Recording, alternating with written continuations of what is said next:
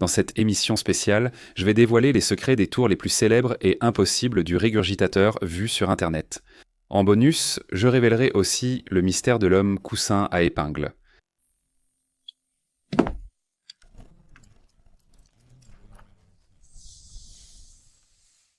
Stevie Starr, célèbre régurgitateur professionnel. Stevie Starr est probablement l'un des régurgitateurs les plus célèbres de notre époque. Il ne prétend pas être un magicien et il n'en a pas besoin. Tout son numéro tourne autour de ce qu'il affirme être une capacité naturelle à régurgiter des objets sur commande. Des pièces de monnaie au poisson rouge, jusqu'à de vraies boules de billard. En commençant par les exploits les plus impossibles, il avale 5 pièces, chacune marquée par un spectateur, puis les régurgite une par une dans l'ordre exact demandé. Il est capable d'avaler une bague empruntée, un cadenas et une clé, puis de faire remonter les 3 objets avec la bague solidement attachée au cadenas. Il boit un verre d'eau après avoir avalé un bol entier de sucre sec, et pourtant, il régurgite le sucre complètement sec. À une autre occasion, il avale un poisson rouge vivant et le fait revenir indemne. Viennent ensuite les exploits dangereux. Il avale une boule de billard de taille normale ou même une ampoule, puis les fait ressortir sans aucun dommage visible. Lors d'une autre performance, il inhale du butane et laisse un volontaire approcher un briquet de sa bouche pour prouver qu'il ne cache pas de gaz. Il fait ensuite tourner du savon dans sa bouche pour former une bulle, la remplit de gaz, puis l'enflamme. Très bien, commençons par le tour le plus impossible de Stevie, l'illusion de la bague empruntée qui se déverrouille.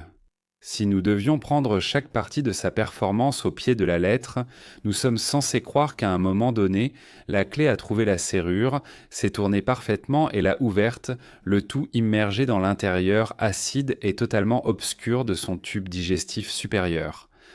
Une fois qu'un objet pénètre dans votre œsophage, le tube reliant la gorge à l'estomac, il ne descend que dans un seul sens. Ceci se produit par le péristaltisme, une contraction musculaire ondulatoire qui pousse la nourriture vers l'estomac. Donc bien sûr, c'est complètement absurde, c'est pourquoi vous pouvez voir dans sa prestation que, juste après avoir emprunté la bague d'Alicia, il se retourne et attache secrètement sa bague à un cadenas qu'il tient dans sa main en remontant sur scène. Il tient le cadenas et la clé dans sa main, seule la bague reste visible. Il met d'abord le cadenas dans sa bouche tout en montrant la bague, et au moment où il ouvre la bouche pour l'avaler, on aperçoit le cadenas et la bague déjà attachés ensemble avant qu'il ne les avale apparemment.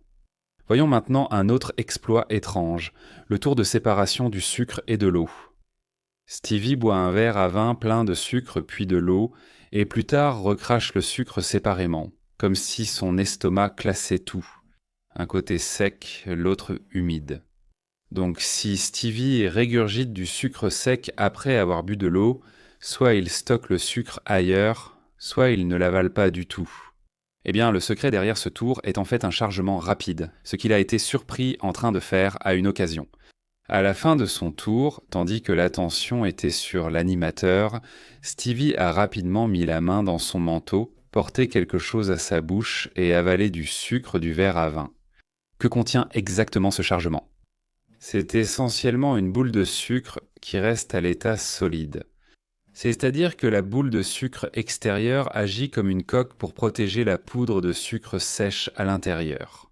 Ce type de structure est souvent réalisé avec une technique culinaire moderne, où sucre ou isomalte est chauffé puis soufflé pour créer une coque fine et creuse semblable au verre.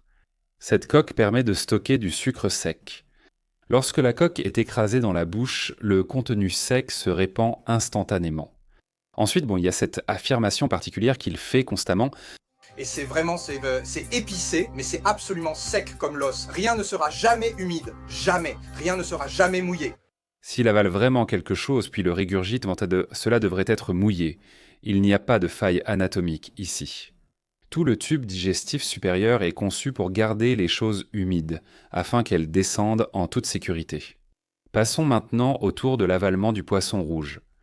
Dans ce numéro, Stevie Starr avale un poisson rouge vivant avec de l'eau, parle un peu, puis régurgite le poisson rouge vivant et frétillant dans un verre. Ce n'est pas spécifique à Stevie. David Blaine l'a aussi fait avec des grenouilles. Si l'on remonte plus loin, les artistes de sideshow du début du XXe siècle réalisaient déjà des exploits similaires. Il faut reconnaître à César ce qui lui revient et créditer celui qui a vraiment gagné le titre de régurgiteur humain.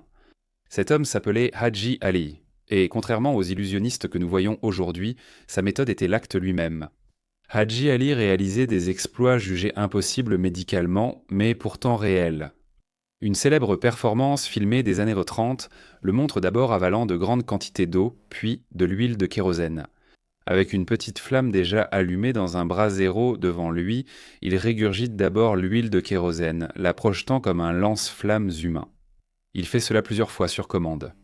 Puis, sans perdre une seconde, il régurgite l'eau qu'il avait avalée plus tôt et l'utilise pour éteindre complètement les flammes. Et oui, c'était réel. Son corps était entraîné à retenir et à relâcher des substances spécifiques avec un contrôle étonnant. Mais il y a aussi un peu de science derrière cet enchaînement.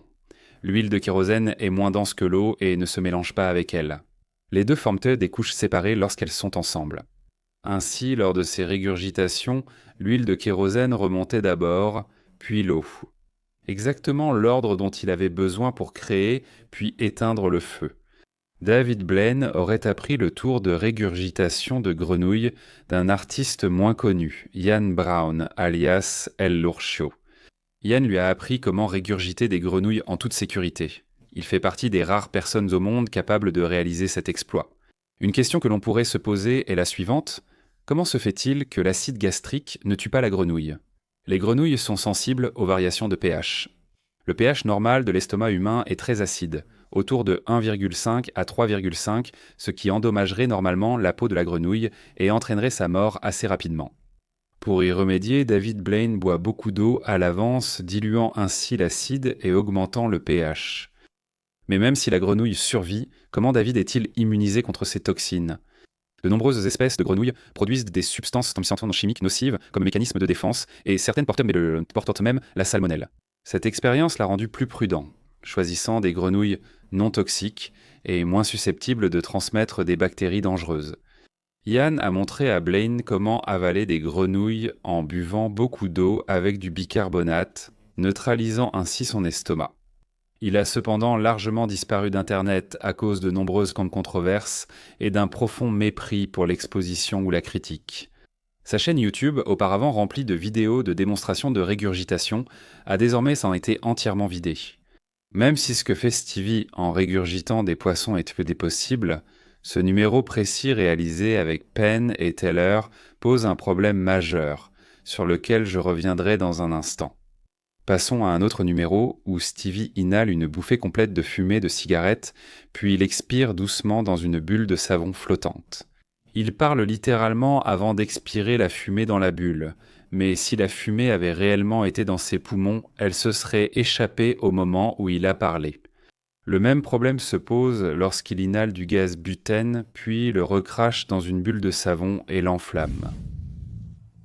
Tout d'abord, inhaler même une quantité modérée de butane peut provoquer des étourdissements, des nausées, ou même un arrêt cardiaque soudain dans les cas extrêmes. Il a accidentellement révélé le secret quand les juges l'ont interrogé pendant sa performance. « C'est quoi la fumée dans mon ventre ?»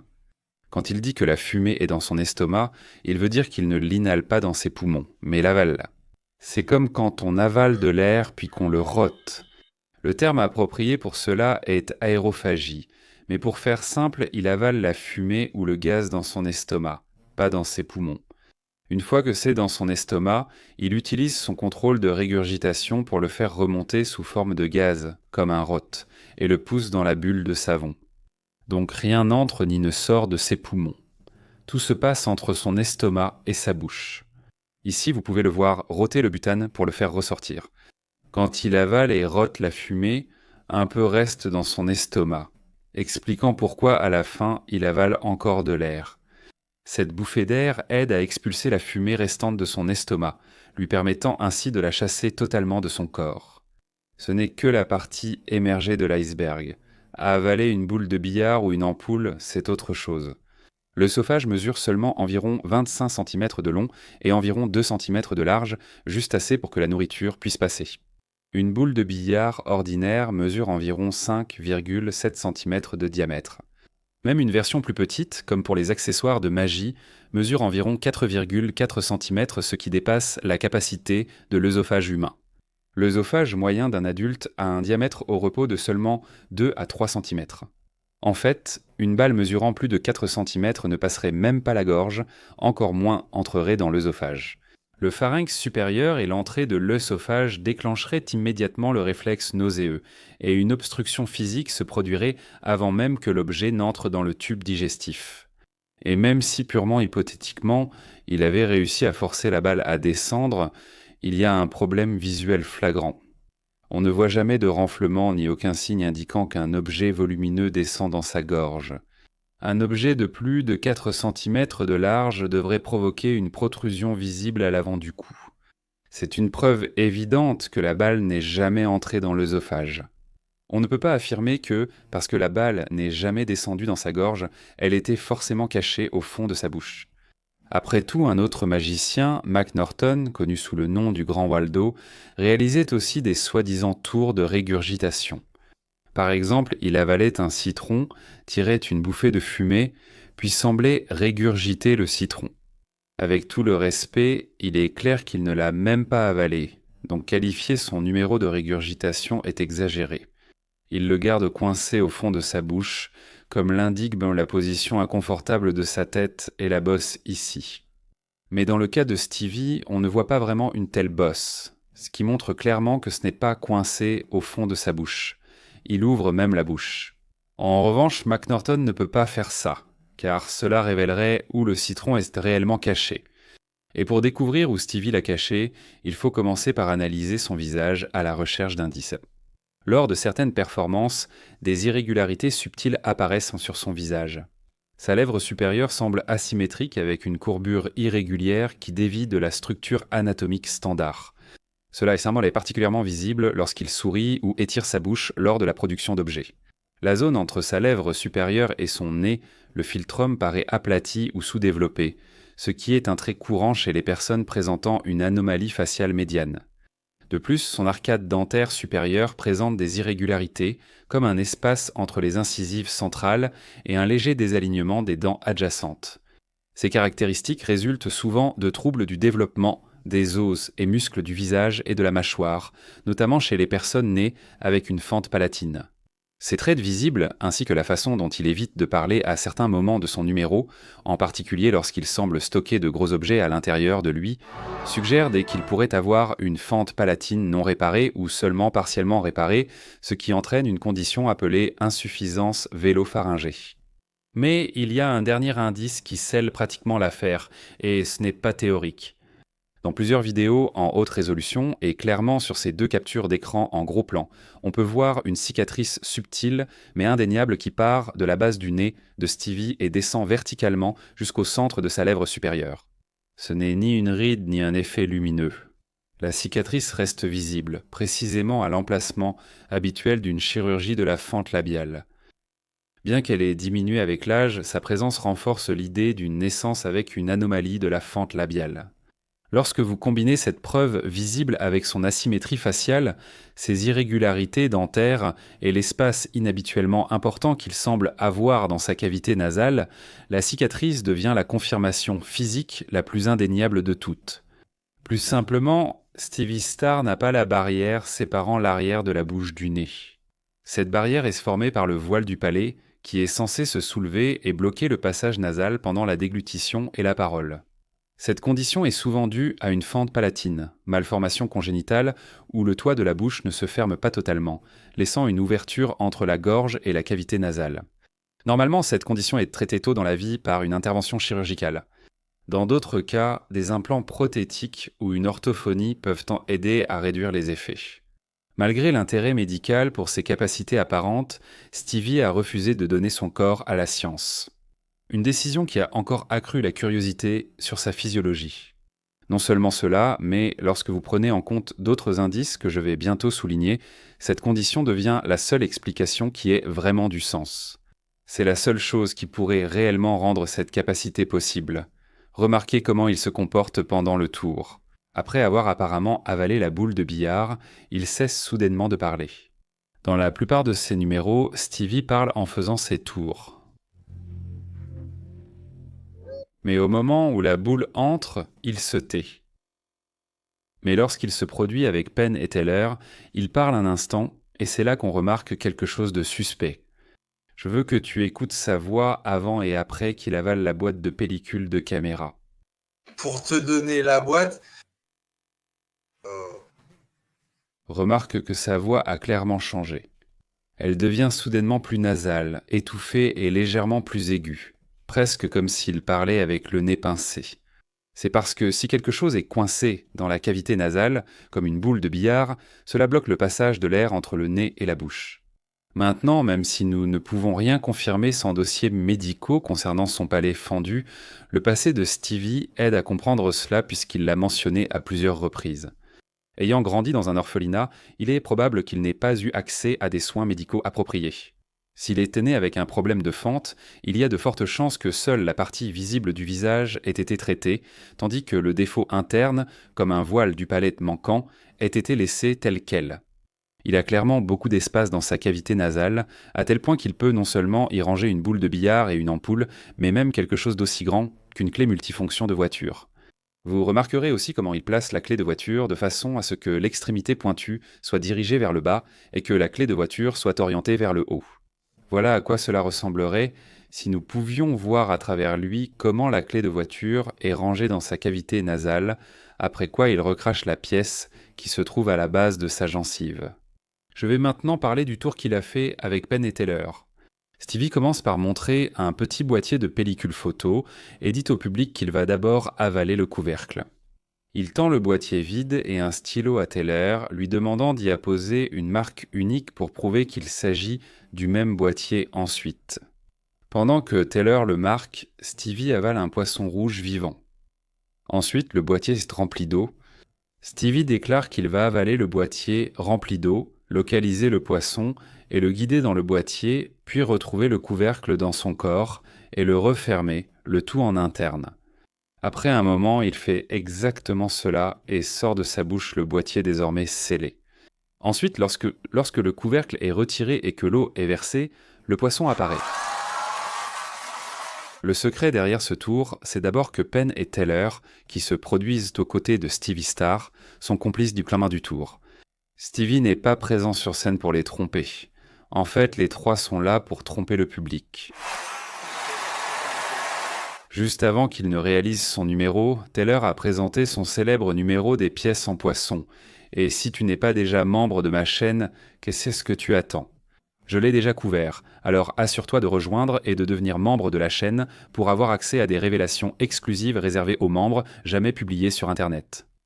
En réalité, remplir le récipient d'eau était une fausse manœuvre. Le récipient contenait déjà de l'eau et avait un poisson à l'intérieur. Le premier poisson qu'il avale reste dans son estomac et sera régurgité après le spectacle. Le boîtier de pellicule avait un seau dessus, empêchant le poisson et l'eau de se renverser, ce qui explique aussi pourquoi il ne nous a jamais montré le récipient pour prouver qu'il était vide. On devait juste faire confiance à Penn et Teller. En fait, il n'a pas vraiment avalé le couvercle. Il l'avait simplement temporairement caché dans sa cavité nasale supérieure. Après l'avoir replacé dans sa bouche, il l'a vissé sur le contenant de la caméra. À ce moment-là, on peut même le voir tordre légèrement le contenant avant de le remettre dans sa cavité nasale. C'est alors que vous remarquez le changement de sa voix. Après quoi, il reproduit le boîtier de la caméra. Pendant que Teller retirait le couvercle, le joint a également été enlevé, permettant à l'eau et au poisson rouge de s'écouler. Certains se demandent, et s'il ne régurgite jamais le poisson rouge, le garde-t-il aussi dans sa cavité nasale ? Voici le problème. Un poisson rouge vivant ne peut être dissimulé derrière le voile du palais comme un objet. Il est vivant et il bouge. On ne peut pas simplement le coincer dans la cavité nasale et s'attendre à ce qu'il reste immobile. On peut aussi le voir parler après avoir avalé le poisson. S'il l'avait gardé dans sa cavité nasale, bien sûr que le son n'aurait pas été affecté, mais le mouvement du poisson aurait pu faire qu'il tombe directement dans sa bouche pendant qu'il parle. Bien sûr, je ne peux pas conclure l'analyse de Stevie Star sans expliquer comment il réalise le tour de la pièce, où il avale 4 pièces, une par une, chacune clairement numérotée, et montre que sa bouche est vide après chaque ingestion. Et ensuite, peu importe le numéro de la pièce choisie par le public, il les régurgite une par une, montrant ainsi son incroyable contrôle sur son œsophage. Nous savons déjà que notre œsophage ne peut pas accomplir de telles compétences motrices précises. De plus, chaque fois qu'il affirme qu'une pièce est avalée, on entend un bruit de cliquetis. Vous remarquerez qu'au lieu d'approcher le micro de son estomac, il l'amène directement à sa bouche, ce qui montre clairement que les pièces n'ont jamais dépassé sa gorge. Ensuite, il a montré des pièces placées à la base de sa gencive, à l'extérieur de ses dents. Une autre fois, alors que les juges riaient à sa blague, il est sorti de son personnage et a recraché toutes les pièces qu'il gardait dans sa bouche dans sa main avant de les remettre. Ce qui, encore une fois, porte le coup de grâce à toute forme de secret concernant sa méthode. En résumé, chaque pièce qu'il avale est simplement stockée autour de la base de sa gencive. Et comme il sait où chaque pièce est positionnée, il les recrache simplement, une par une. Le succès de Stevie repose sur une rare condition anatomique, alliée à la ruse, la diversion et des années de pratique. Un peu comme Biba Struga, la batterie humaine dont j'ai parlé dans ma vidéo précédente. L'homme qui ne saigne pas. Voici Arnold Garrett Henske, plus connu sous le nom de Mirin de Ho, l'homme qui a défié la mort elle-même. Mirin est devenu largement connu pour ses performances choquantes, où il laissait des épées et d'autres objets tranchants traverser son corps sans montrer aucun signe visible de douleur ou de saignement. Vous verrez un homme transpercé par une épée de 70 cm sans blessure. Ce n'est pas une supercherie. Ce n'est pas un miracle. Il avait de longues épées, voire des tiges creuses qui traversaient complètement son corps, avec de l'eau qui coulait à travers les tiges creuses sans qu'il n'y ait de saignement visible ni la moindre grimace de douleur. Ça paraît impossible, n'est-ce pas? Mais était-ce vraiment un miracle surhumain? Ou était-ce juste un autre tour de magie? Certains ont sans doute déjà vu des illusions similaires, comme le fameux tour de l'aiguille à travers le bras. Les magiciens font ce tour en mettant de la colle caoutchouc sur leur peau et en la pinçant pour simuler une perforation. Peut-être avez-vous vu l'illusion effrayante du lit de pointe, où un assistant semble transpercé à l'estomac. Ce numéro utilise un mécanisme ingénieux. La pointe centrale est creuse et une extrémité est rétractable. L'assistante porte un harnais spécial qui s'adapte à cette pointe, créant l'illusion de l'empalement alors qu'en réalité elle est totalement en sécurité. Mais les performances de Mirandaggio n'étaient pas illusoires. En 1947, ses exploits ont été minutieusement examinés à l'hôpital cantonal de Zurich en Suisse. Hans Nageli et d'autres médecins ont confirmé grâce à des radiographies que les épées ont traversé son corps sous contrôle médical. Ceci a été documenté comme un cas médical réel, pas une illusion de scène. Les professionnels de santé ont constaté l'absence d'hémorragie interne majeure après le retrait des épées. Ils ont documenté que son foie avait été transpercé à des points précis et était resté stable. Mais il est clair que l'épée traverse le lobe droit du foie. Il y aura des saignements considérables. Dejo a été malade plusieurs semaines après l'opération. Cela a laissé tout le monde stupéfait et certains terrifiés, ce qui a suscité des théories allant de l'intervention divine à la possession démoniaque. Pour comprendre comment cet acte a été possible, voyons brièvement ce qui se passe quand la peau est blessée. Nos corps déclenchent immédiatement un processus de réparation divisé en 3 étapes. La première étape est la phase inflammatoire. Dès une blessure, les vaisseaux se contractent, les plaquettes forment un caillot et les globules blancs éliminent les bactéries pour prévenir l'infection. Ensuite vient la phase proliférative, qui commence quelques jours plus tard. Ici, des cellules spéciales appelées fibroblastes déposent dans des fibres de collagène, réparant essentiellement en la plaie. De nouveaux vaisseaux sanguins se développent, et les cellules épithéliales, la couche externe de votre peau, migrent les unes vers les autres pour refermer la plaie, formant finalement une croûte. Enfin, il y a la phase de remodelage, qui peut durer des années, créant un tissu cicatriciel organisé. Fait crucial, ce tissu cicatriciel est avasculaire, ce qui signifie qu'il ne contient pas de vaisseau sanguin, ce qui explique pourquoi Mihurne Dajo ne saignait pas pendant ses performances. Les rapports médicaux décrivent un tissu cicatriciel visible sur le corps de Dajo à cause de ses démonstrations répétées. Ces voies durcies permettaient aux objets de traverser la même zone sans provoquer de saignements importants ni de signaux de douleur. Lors de la cicatrisation, un tissu cicatriciel insensible se forme. Une légère coupure sur cette zone provoque peu de douleur ou de saignement, car elle ne contient ni nerfs ni vaisseau sanguin. Maintenant, même si nous comprenons pourquoi Miram Dajo ne saignait pas pendant ses performances choquantes, une question demeure toujours.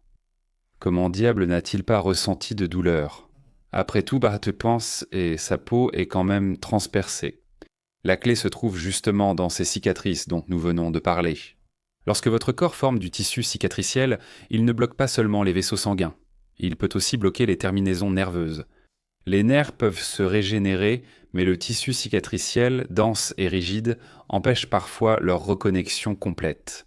Si les nerfs ne se reconnectent pas, ils perdent en sensibilité ou deviennent engourdis. Cela signifie que les empalements répétés de Dajo ont effectivement créé des canaux engourdis dans son corps.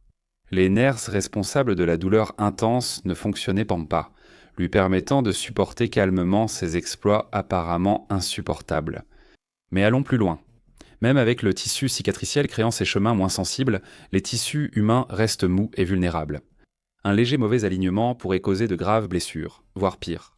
Petit avertissement, je laisse volontairement de côté certains détails, car c'est une cascade dangereuse. Le but ici est simplement d'expliquer la science et l'aspect performance derrière ce que vous voyez, pas d'enseigner ou d'encourager qui que ce soit à essayer. Alors, comment Dajo et, plus tard, des artistes comme David Blaine ont-ils réussi à faire passer ces objets pointus à travers leur corps de façon aussi parfaite et sans erreur? C'est là que la stabilité remarquable du tissu cicatriciel entre en jeu.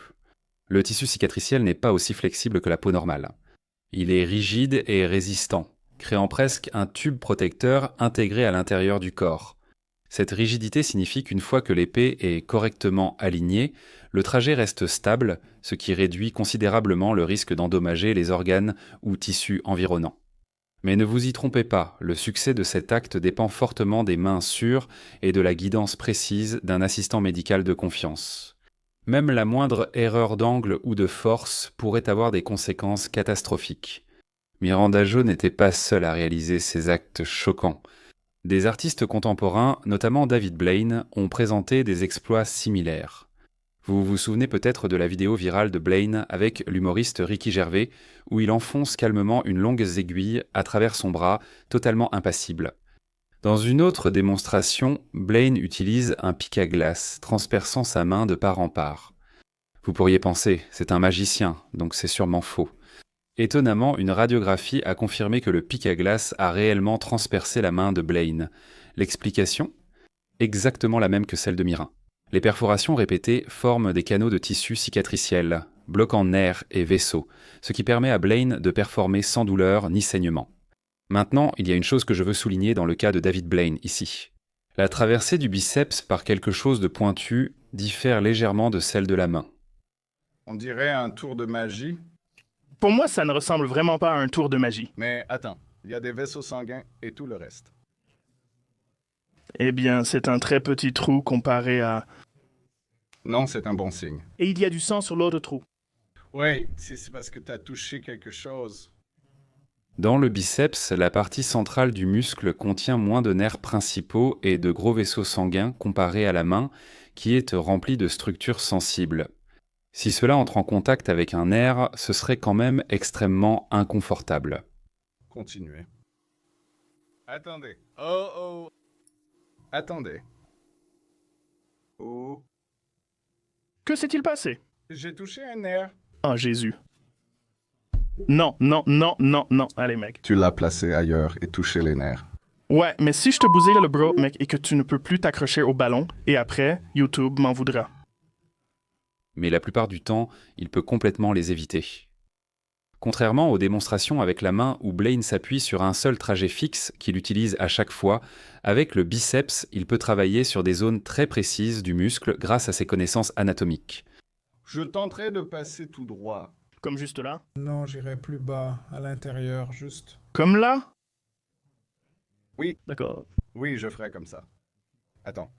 Ce n'est pas indolore, mais comme il y a une plus faible concentration de gros vaisseaux sanguins dans cette partie du bras, cela ne provoque généralement pas de saignement abondant, comme certains pourraient ça pourrait s'y attendre. Mais voici le point crucial. Ce n'est pas parce que c'est réel que c'est sans danger. Même avec les trajets de tissu cicatriciel, la procédure initiale est extrêmement dangereuse. Une seule erreur ou un mauvais calcul peut provoquer une blessure mettant la vie en danger.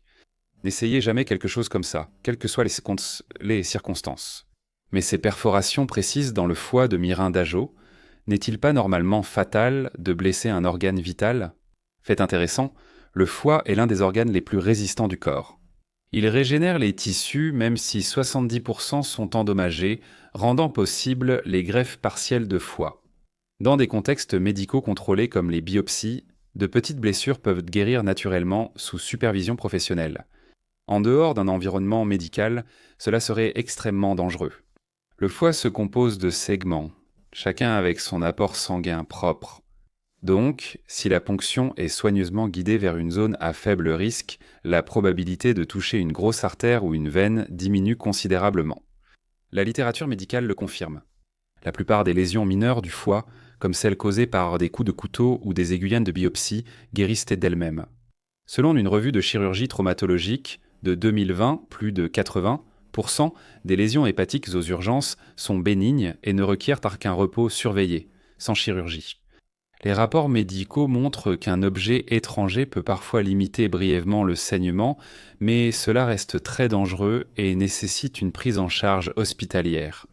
Le vrai danger est de le retirer sans contrôle.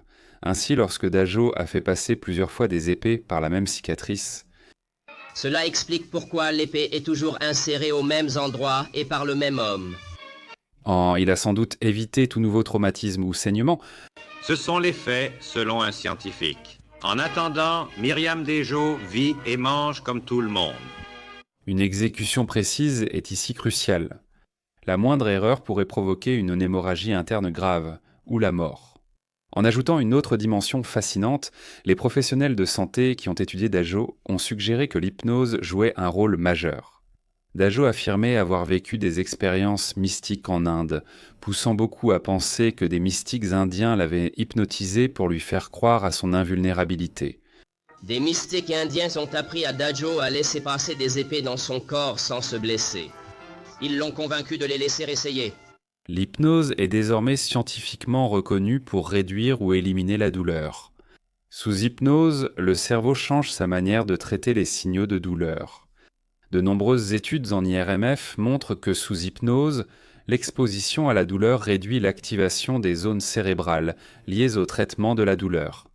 Le signal atteint la moelle épinière, mais le cerveau ne le perçoit pas comme une douleur.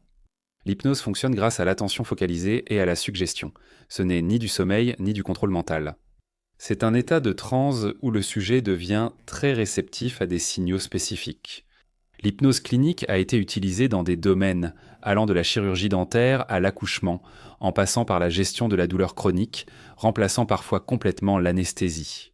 Des cas documentés montrent des patients opérés à cœur ouvert sous hypnose seule, restant calmes et signalant peu ou pas de douleur. Ce ne sont pas des tours de scène, ce sont des résultats observés médicalement et validés par des pairs.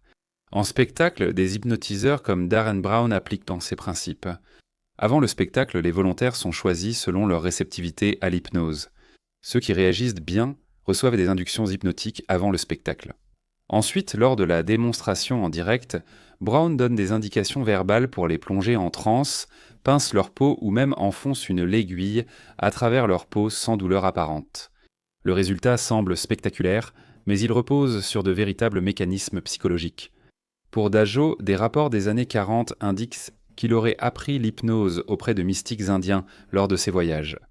Il est possible que sa première perforation ait été réalisée sous état de transe, ce qui lui aurait permis de supporter la douleur et de former un tunnel cicatriciel à travers lequel il pouvait répéter ses exploits par la suite.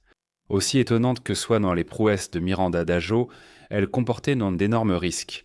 Et malheureusement, Dajo en a payé le prix ultime. Étonnamment, sa mort n'a pas été directement causée par ses numéros de perforation. Au lieu de cela s'est tragiquement produit après qu'il a avalé une aiguille en acier. Convaincu que sa prétendue invulnérabilité le protégerait, l'aiguille a finalement provoqué une blessure interne critique qui a entraîné sa mort. C'était un rappel brutal que repousser les limites de la résilience humaine, aussi extraordinaire soit-elle, peut avoir des conséquences dévastatrices. C'est tout pour aujourd'hui. Notre histoire de secret s'achève ici, jusqu'à notre prochaine rencontre.